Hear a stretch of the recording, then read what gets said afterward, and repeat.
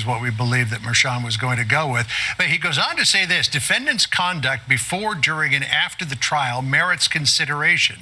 Defendant one and future president of the U.S., far from expressing any remorse, has spread disdain for traditional institution and rule of law, done this for his own ends. He characterized the proceedings as corrupt, a sham, only ratcheted up since ruling on the motion to dismiss. He has been unrelenting. He's also, Andy, just been agreeing with the critics of this case. Yeah, that's right. And he hasn't been able, he's been like the one person on the planet who's not allowed to say a lot of what he thinks about this because there's been a gag order on him. I would just say this, John. Remember the way the case was pitched to the jury, and that this has been echoed by Judge Mershon ever since. What they said is that this crime, which is normally a misdemeanor, this falsification of business records, here it was a felony because Trump was trying to cover up another crime. And the crime they said he was trying to cover up was theft of the 2016 presidential election. Yeah. Stealing the most important office in the world, the most powerful office in the American government. And now they say, you know what that's worth?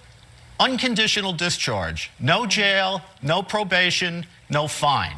And I think what that demonstrates is they were never serious about what they were accusing him of. Yeah, so Trey, this note from Carrie Urban is interesting. She says that Steinglass is giving a very dramatic speech, whining about how Trump characterized the trial as a witch hunt, says that Trump's conduct is a direct attack on the rule of law, and that his criticisms are, quote, unsubstantiated. To your mind, are his criticisms of this case and all of these proceedings in court unsubstantiated? No, you can start with the fact that he was charged at all. I mean, everybody else who looked at the fact pattern took a pass except Alvin Bragg. You took a misdemeanor, you resurrected it, you put a little makeup on it, you call it a felony.